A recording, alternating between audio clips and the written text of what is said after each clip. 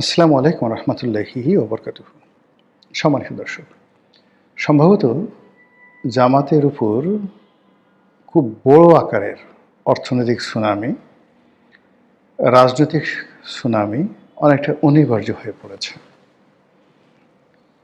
এই দলটি যারা করেন এর মধ্যে 99.99% লোকই on good faith and good ট্রাস্টে। তারা বিশ্বাস করেন যে জামাত করলে জান্নাতে যাওয়া যায়। তারা বিশ্বাস করেন জামাত যারা করে ভালো মানুষ। তারা বিশ্বাস করেন যে জামাত যদি করা হয় তাহলে কোনো না কোনো দিন দেশে খেলাফত প্রতিষ্ঠিত হবে। দেশে সেই যে খেলাফতের যুগে গল্পের মতো যে শাসন ব্যবস্থা ছিল, ওইরকম শাসন ব্যবস্থা প্রতিষ্ঠিত হবে এবং এই কাজ করার মাধ্যমে তারা সদগায়ে জারিয়া লাভ করতে পারবে। এজন্য জামাতের যারা সদস্য রয়েছেন সারা বাংলাদেশে, তারা নিয়মিত চাঁদা দেন, ইচ্ছায় দেন, স্বেচ্ছায় দেন। একেবারে যারা একেবারে ছাত্র শিবিরের যারা সাধারণ কর্মী, তারাও কিন্তু একটা নির্দিষ্ট পরিমাণ চাঁদা দিয়ে থাকেন। অন্যদিকে জামাতের যারা রোকন রয়েছেন, তাদের সংখ্যা কত আমি জানি না। এই রোকনরা তাদের যে বাৎসরিক আয়, সেই বাৎসরিক আয়ের একটা বিরাট অংশ স্বেচ্ছায়, কখনো 5%, কখনো 10%, এমনকি 20%, শোনা কথা আমি জানি না, তারা জামাতের ফান্ডে জমা দেন। এবং এদের সংখ্যা যদি 2 কোটি হয় তাহলে কি পরিমাণ হয়, এবং এই কাজগুলো তারা খুব সততার সঙ্গে করেন। তো জামাতের এই যে ফান্ড, তারা যে নর্মাল চাঁদা নেন, রোকনদের আয়ের একটা ইনকাম রয়েছে, সেই ইনকাম নেন। এই ফান্ডের বাইরে তারা অনেকগুলো ব্যবসা প্রতিষ্ঠান পরিচালনা করেন সমবায়ের ভিত্তিতে, তারপর প্রাতিষ্ঠানিকভাবে, এবং অনেকগুলো প্রতিষ্ঠান যেমন ইসলামী ব্যাংকের মতো প্রতিষ্ঠান, তারপর ইসলামী ব্যাংক, হাসপাতাল, ইবনে সিনার মতো প্রতিষ্ঠান, এগুলো রীতিমতো যাকে বলে একটা ট্রাস্টের মতো অবস্থা তৈরি হয়ে গেছে। এবং এখান থেকে বিভিন্নভাবে বিভিন্ন ওসিলাতে জামাতের যে ফান্ডিংটা হয়, সেই ফান্ডের পরিমাণ কত আমরা জানি না। তবে একথা সত্য যে জামাতের জেলা পর্যায়ে, উপজেলা পর্যায়ের যে নেতৃত্ব রয়েছে, তারা নিয়মিত জামাত থেকে মাসোহারা পান। এবং এটা যেন তেন মাসোহারা নয়, একজন মানুষ যেন সমাজে সম্মান সহকারে, মর্যাদা সহকারে ভালোভাবে বসবাস করতে পারেন, এজন্য জামাত থেকে তাদেরকে টাকা দেয়। ফলে তারা নির্ভর হয়ে জামাতের আমির হয়ে দিনের পর দিন রাজনীতি করছেন। কোনো ভবিষ্যৎ নাই, তারপরও তারা দলের জন্য ছুটোছুটি করছেন, জেলে যাচ্ছেন, জেল থেকে বেরোচ্ছেন। আর এই সকল করার জন্য জামাতেরও নির্দিষ্ট ফান্ডিং রয়েছে, এবং এই ফান্ড করে করে তারা শুধুমাত্র বাংলাদেশ নয়, দক্ষিণ পূর্ব এশিয়া নয়, পৃথিবীর যে কয়টি ক্যাডার ভিত্তিক সংগঠন রয়েছে, সেই ক্যাডার ভিত্তিক সংগঠনের মধ্যে অন্যতম শক্তিশালী একটি সংগঠন জামাত। আওয়ামী লীগ চেষ্টা করেছিল এই সংগঠনটিকে ভেঙে চুরে চুরমার করে দেওয়ার জন্য। তারা জামাতের যারা শীর্ষ নেতৃত্ব রয়েছে তাদেরকে ফাঁসিতে ঝুলিয়েছিল, তাদের শিল্প প্রতিষ্ঠান, কলকারখানা তছনছ করে দিয়েছিল, ইসলামী ব্যাংক তারা দখল করেছিল এসালামের মাধ্যমে, ইত্যাদি আরও অনেক কিছু। কিন্তু কার্যত এর কোনো ফলাফল হয়নি, বরং বুমেরাং হয়েছে।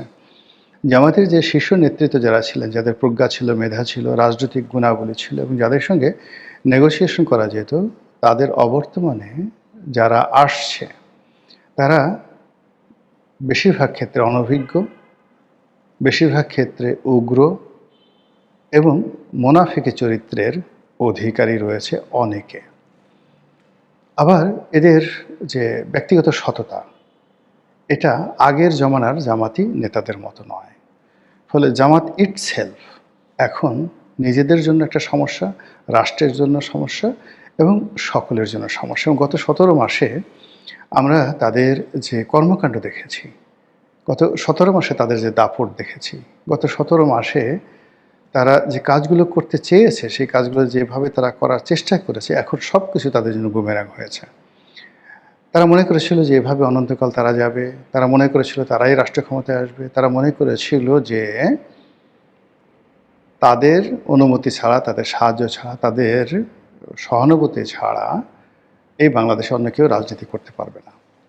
ফলে তাদের মধ্যে অনেকটা বাদশাহ হারুন আর রশিদ, খলিফা আল মনসুর, খলিফা হাদি, কিংবা আব্বাসী খেলাফতের প্রতিষ্ঠাতা আবুল আব্বাস সাফা, কিংবা উমায়াদের সেই বিখ্যাত খলিফা আল ওয়ালিদ, হাজ্জাজ বিন ইউসুফ, এইরকম একটা ভাবসাব তাদের মধ্যে চলে এসেছিল। এই সময়টিতে তারা বন্ধুকে বন্ধু মনে করেনি, শত্রুকে শত্রু মনে করেনি। তারা মনে করেছে নজরুলের সেই বিদ্রোহী কবিতার মতো, যখন যা ইচ্ছা তাই করব। এই কাজ করে তারা এস আলমকে বাংলাদেশ ব্যাংক থেকে 1 মিনিটের মধ্যে বের করে দিয়েছে, মানে ইসলামী ব্যাংক থেকে বের করে দিয়েছে। এস আলমের মালিকানাধীন অন্যান্য ব্যাংকগুলো তারা নিয়ে নিয়েছে, এবং তারা সারা বাংলাদেশে এরকম একটা হাইপ তৈরি করে ফেলেছে, যে হাইপের ফলে ব্যবসায়ীরা, আমলারা, কামলারা মনে করছে জামাতি ক্ষমতায় আসবে। এই জন্য জামাতের আমির, জামাতের নায়েবে আমির, জামাতের সেক্রেটারি থেকে শুরু করে সবার পিছনে আমাদের দেশের ভীরু বাঙালি বলে খ্যাত যারা আছে, তারা পা চাটার জন্য, রীতিমতো লেজুর বৃত্তি করার জন্য, লেজ নাড়ানোর জন্য চু চু চু চু করে ঘোরাফেরা করেছে। যাই হোক, সময়ের বিবর্তনে জামাতের plan A B C fail, আজকের দিন পর্যন্ত পুরো ফেইল। জামাতের যে কয়জন ওয়েল উইশার ছিলেন বিভিন্ন সময়টিতে, জামাতের দুঃসময়, সে 2009 থেকে সেই একেবারে 24 পর্যন্ত, তো তাদের মধ্যে হয়তো আমিও একজন ছিলাম। তো আমি গত 17 মাসে সেই জামাতকে নিয়ে, মানে ঠিক আগের জামানাতে যে সহানুভূতি দেখিয়েছি ওইরকম কোনো সহানুভূতিমূলক কথা বলিনি, বরং আজকে যে কথাগুলো বলছি এই কথাগুলোই কিন্তু তখন বলেছি, অর্থাৎ গত 17 মাসে বলেছি। এবং এই কারণে জামাতের যারা অনেক লোক আছেন তারা বিরক্ত হয়েছেন, সঙ্গত কারণে বিক্ষুব্ধ হয়েছেন, কিন্তু তাদের সঙ্গে অতীতের সম্পর্কের কারণে হয়তো আমাকে ডলা দিতে পারেননি বা আমার রক কাটতে পারেননি। কিন্তু যদি অতীতে আমার সেই ধরনের সম্পর্ক না থাকতো, তাহলে আমার পায়ে রক থাকতো কিনা সন্দেহ। তো যেটা আমি এই গত 17 মাসে বলার চেষ্টা করছি, যে তারা এখন খুব দাপট দেখাচ্ছে। বিএনপি ক্ষমতায় আসার সঙ্গে সঙ্গেই তারা বিপদে পড়বে, তাদের সব কিছু বুমেরাং হবে, এবং বিএনপি যেখানে সুযোগ পাবে সেখানে তাদেরকে বাঁশ ডলা দেবে, ফাটা বাঁশের মধ্যে ফেলে একেবারে আচ্ছা মতো ডলা দেবে। এই কথাগুলো একাধিকবার গত 17 মাসে বলেছি। আমি একথাও বলেছি যে বিএনপি যদি ক্ষমতায় আসে, এস আলম আবার ফিরে আসবে ইসলামী ব্যাংক, এবং তারা থাকতে পারবে না। এমনকি 21 টেলিভিশনে এস আলমের যে মালিকানা, এখানে সালাম সাহেব দখল করেছেন, যত সুন্দরভাবে 17 মাস ভরে যেভাবে ভোগ করেছেন, বিএনপি ক্ষমতায় থাকলে এটা তিনি পারবেন না, এটা তিনি পারবেন না। এরপরে তার অন্যান্য এস আলমের যে অন্যান্য মালিকানাধীন ব্যাংকগুলো, যে ব্যাংকগুলো মানে রাতারাতি, যেমন ধরেন ফার্স্ট সিকিউরিটি ব্যাংক, এস আলমের ব্যাংক, এখন সেই ব্যাংক থেকে এস আলমের সমস্ত লোকদেরকে সাথে সাথে বের করে দিয়ে, একসময় ইসলামী ব্যাংকের এমডি ছিলেন, ইসলামী ব্যাংকের এমডি ছিলেন সেই আব্দুল মান্নান, মান্নান সাহেবকে এনে ফার্স্ট সিকিউরিটি ব্যাংকের, ইসলামী ব্যাংকের চেয়ারম্যান বানানো হলো। আচ্ছা বলেন তো, এই ফার্স্ট সিকিউরিটি ব্যাংকের সাথে জামাতের কী সম্পর্ক? কিন্তু জামাত এই কাজগুলো করেছে। এখন এস আলম যদি ফিরে আসে, ফিরে এসে যদি ডলার শুরু করে, তাহলে ডলারটা কোন দিকে যাবে বলেন তো? এবং তারা, মানে এই যে যারা টাকাওয়ালা ধনী, সেটা সালমান এফ রহমান হোক, এস আলম হোক, কিংবা সেটা বসুন্ধরা গ্রুপ হোক, কিংবা মেঘনা গ্রুপ হোক, অথবা যমুনা গ্রুপ হোক, ডাজ নট ম্যাটার। টাকায় পুতুল হাসে, টাকা দিয়ে সবাইকে কেনা যায়। এই টাকা দিয়ে করা যায় না এমন কোনো কাজ নেই, এবং তাই এখন বাংলাদেশে হচ্ছে। বাংলাদেশে দেখুন, সেই যে মানে ব্যবসায়ী জগতের যে যারা নিয়ন্ত্রণ করতেন সব কিছু, যারা আওয়ামী লীগকে চালাতেন, যারা এরশাদকে চালাতেন, যারা একসময় হাওয়া ভ্রমণ চালাতেন, তারাই এখন বাংলাদেশে সব কিছু চালাচ্ছেন। আর সেক্ষেত্রে এস আলম এখন বাংলাদেশের number 1। S Alam, Samid group, Salman F Rahman, এমনকি ওই যে গাজী গ্রুপ যে পুড়িয়ে ফেলা হয়েছে, এমনকি বসুন্ধরা গ্রুপ, যমুনা গ্রুপ, তারাই কিন্তু এই মুহূর্তে সব কিছু চালাচ্ছে। এর কারণ হলো বিএনপির তো আলাদা কোনো ব্যবসায়িক গ্রুপ নেই, জামাতেরও নেই।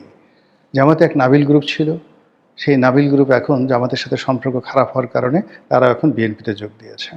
এবং তারা যে একটা স্টার টেলিভিশন করেছে, সেই স্টার টেলিভিশনে আপনি দেখতে পাবেন যে কী ধরনের জামাত বিরোধী প্রচারণা তারা শুরু করে। তো যেটা বলছিলাম, যে জামাতের জীবনে এই ঘটনাগুলো কেন ঘটে বারবার? তাদের কি মন পরিষ্কার নয়? তাদের কি ইমান আকিদার মধ্যে কোনো দুর্বলতা আছে? নাকি তাদের মধ্যে নির্বুদ্ধিতার পরিমাণ খুব বেশি? ডাজ নট ম্যাটার, এটা আল্লাহর ব্যাপার আর তাদের ব্যাপার। কিন্তু এখন যেটি রাজনীতির জন্য অনিবার্য হয়ে পড়েছে, সেই অনিবার্যতা হলো যে তারা সার্বিক দিক থেকে মাইন্ডকারচিপ হয়ে পড়ে গেছে। তাদের সঙ্গে ডক্টর মোহাম্মদ ইউনূসের সম্পর্ক ভালো নেই, তাদের সঙ্গে আমেরিকার সম্পর্ক ভালো নেই, তাদের সঙ্গে দিল্লির সম্পর্ক এখন ভালো নেই। আর এই গত নির্বাচনে তারা যদি স্ট্রংলি দিল্লির সাথে সম্পর্ক ভালো রক্ষা করতে পারত এবং আওয়ামী লীগের সঙ্গে তাদের সম্পর্কটি সমঝোতামূলক জায়গায় নিতে পারত, তাহলে হয়তো তারাই ক্ষমতায় আসতো। শেষ মুহূর্তে বাংলাদেশের বেশিরভাগ ক্ষেত্রে আওয়ামী লীগ সিদ্ধান্ত নিয়েছে একেবারে শেখ হাসিনার সরাসরি নির্দেশে। অনেক ভোটার, বিশেষ করে হিন্দু ভোটাররা জামাতকে ভোট দেয়নি, তারা বিএনপিকে ভোট দিয়েছে। আমরা সবাই ধরে নিয়েছিলাম যে এরা ভোট কেন্দ্রে আসবে না, কিন্তু শেষ মুহূর্তে আওয়ামী লীগ সিদ্ধান্ত নিয়েছে যে তারা জামাতকে ক্ষমতা আসতে দেবে না। দিল্লিও একই অবস্থা। তো বোঝার চেষ্টা করুন যে একেবারে বাড়া ভাতে, যেখানে আমেরিকা 100% জামাতের ব্যাপারে সিদ্ধান্ত নিয়েছিল, সিদ্ধান্ত নিয়েছিল তারাই ক্ষমতায় আসবে। ডক্টর মোহাম্মদ ইউনূস প্রেসিডেন্ট হবে, জামাতের আমির সেখানে প্রধানমন্ত্রী হবে, আর বিএনপি বিরোধী দলীয় নেতা হবে। 40 থেকে 45টি সিট তারা পাবে। আর এনসিপি হয়তো প্রধান বিরোধী দল হবে, আর দ্বিতীয় প্রধান বিরোধী দল হবে বিএনপি। বিএনপি পাবে 40 সিট, এনসিপি পাবে ধরুন 70-80টি সিট, আর বাকি সিট জামাত পাবে। তো এরকম একটি ম্যাটিকুলাস ডিজাইন নিয়ে আমেরিকার যে প্ল্যান ছিল, ওটা নির্বাচনের একদিন আগ পর্যন্ত সারা বাংলাদেশে সবাইকে সন্ত্রস্ত করে তুলেছিল। বড় বড় বিএনপি নেতাদের ঘুম হারাম হয়ে গিয়েছিল যে জামাত ক্ষমতা আসলে কি হবে, রগের অবস্থা কি হবে, ডলা খাবো কীভাবে, তারপর শেষে আরও কী হবে ইত্যাদি ইত্যাদি। ঢাকা বিশ্ববিদ্যালয়, তারপর শেষে রাজশাহী বিশ্ববিদ্যালয়, এখানে যারা ছাত্র নেতৃবৃন্দ রয়েছেন তাদের কথায় বার্তায় আচার আচরণে মনে হচ্ছিল যে একটা চড়াই পাখির যতটুকু ওজন আছে তারেক রহমান সাহেবের সেই ওজনও নাই। কিংবা ধরুন একটা ছাগলের যতটুকু মূল্য আছে, বিএনপি নামক যে দলটি, এটা ছাগলের মূল্য নেই। এরকমই মানে বিএনপির যে বিরুদ্ধবাদী দল হিসেবে জামাত যে প্রভাব দেখাচ্ছিল, কথাবার্তা বলছিল, জামাতের কর্তা ব্যক্তি আমিরের মতো ভদ্রলোক মানুষ, তিনি যে জঙ্গি ভাষায় কথা বলছিলেন, তারপর শেষে তাদের যে সকল টেলিভিশনে লোকজন আসে তাদের যে কথাবার্তা, কি ব্যারিস্টার আছে, এদের কথাবার্তা শুনলে যে কোনো মানুষের মেজাজ ঠিক রাখাটা দায় হয়ে যেত। এখন সব কিছু বুমেরাং হয়ে গেছে এবং অতি অল্প সময়ের মধ্যে তারেক রহমান সাহেব প্রধানমন্ত্রী হিসেবে যে দায়িত্ব নিয়েছেন, দায়িত্ব নিয়ে তিনি রাজনীতিটি যেভাবে জামাতের জন্য কঠিন করে তুলেছেন, যেভাবে জামাতের যে রিক্রুটমেন্টগুলো ছিল সব রিক্রুটমেন্টগুলো রীতিমতো ঝাঁটাপিটা করে, মানে যেন তেন ব্যাপার নয়, ঝাঁটাপেটা করে তিনি সেগুলোকে বিদায় করেছেন। সেনাবাহিনীর মধ্যে তাদের যে সকল মানে পাওয়ার হাউস ছিল সবগুলো নিউট্রালাইজ করে দেওয়া হয়েছে। পুলিশে তাদের যে সকল ইফেক্টিভ কর্মকর্তা ছিল সবগুলোকে ঝেঁটিয়ে বিদায় করে দেওয়া হয়েছে। সচিবালয়ে যারা ছিলেন তাদেরকে কান মলে বের করে দেওয়া হয়েছে। শুধু বের করে দেওয়া হয় নাই, বের করার সময় কান মলে বের করে দেওয়া হয়েছে। ওই যে দেখেন নাই যে বাংলাদেশ ব্যাংকে হাসান এস মনসুরকে কী করা হয়েছে? উনি তো ভদ্রলোক মানুষ বলে নাই, কিন্তু তার যে উপদেষ্টা ছিল তাকে চর, কিল, ঘুষি, থাপ্পড়, লাথি, গুঁতো এমন কোনো আদর নেই, আপ্যায়ন নাই, করা হয়নি। কাজেই হাসান এস মনসুরকে তার রুমের মধ্যে ঢুকাইয়ে যদি কিছু করা হয়ে থাকে, যদি তাকে হ্যান্ডশেক করা হয়ে থাকে, চুমু দেওয়া হয়ে থাকে, জড়াজড়ি করা হয়ে থাকে, কোলাকুলি করা হয়ে থাকে, স্যার আপনি যাচ্ছেন, আমাদের জন্য এত উপকার করেছেন, আসেন একটু কোলাকুলি করি, কি অস্বাভাবিক নাকি বিষয়গুলো? এই কাজগুলো করার পরে এখন যে অবস্থা তৈরি হয়েছে, আপনি দেখবেন যে জামাতের যারা লোকজন রয়েছেন একটারও হাসি নাই, সবগুলোর মেজাজ গরম হয়ে গেছে এবং সবগুলো নন রেসপন্সিভ হয়ে গেছে।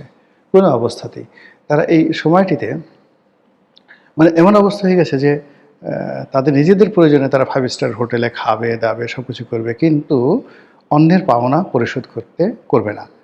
ওই আগের আমলে আওয়ামী লীগ জামানাতে তারা অনেকগুলো কোম্পানি করেছিল। তাদের একটা কোম্পানি ছিল মিশন গ্রুপ। সেই মিশন গ্রুপের সেই নাম দিয়ে তারা যে কত মানুষের কত হাজার হাজার কোটি টাকা লোপাট করে দিয়েছে এই জামাতের এই মানে গ্রুপটি, আপনি কল্পনাও করতে পারবেন না। এরকমভাবে এদের অর্থনৈতিক লেনদেন ভালো না। এরা মানুষের পাওনা পরিশোধ করে না, এরা ইনসাফ করে না। এরা আপনার টাকা নেবে, আপনাকে মেরবে, আপনাকে তারা করবে কি, একটু আম পাঠাবে, একটু জায়নামাজ পাঠাবে, দিয়ে আপনার ইমানটা নষ্ট করে দেবে। ইমানটা নষ্ট করে দিয়ে তারপরে শেষে তারা আপনাকে জান্নাতের টিকিটের লোভ দেখাবে। তো এই যে কর্ম গত 17 মাসে তারা যে করেছে, এই কর্মের ফলে কি হলো, এখন প্রতিদান পাওয়ার সময় আসছে। আর সেই প্রতিদান পাওয়ার অর্থনৈতিক ক্ষেত্রে ইসলামী ব্যাংকে তাদের যে মূল ঘাঁটি, সেটার ভবিষ্যৎ কী হবে, সেটা বাংলাদেশ ব্যাংকে আহসান এস মনসুরের পরিণতি, নতুন গভর্নর এবং সেই নতুন গভর্নরের নিয়োগ নিয়ে আবার নেত্র নিউজ যে রিপোর্ট করেছে, সেই রিপোর্টে স্পষ্টই বলা হচ্ছে যে তিনি এস আলমের, আর কিছু বললাম না, বাকিটা আপনারা নেত্র নিউজ থেকে পড়ে নিয়েন। মহান আল্লাহ আমাদের সবাইকে হেদায়েত দান করুন এবং হেফাজত করুন। আসসালামু আলাইকুম ওয়া রাহমাতুল্লাহি ওয়া বারাকাতুহু।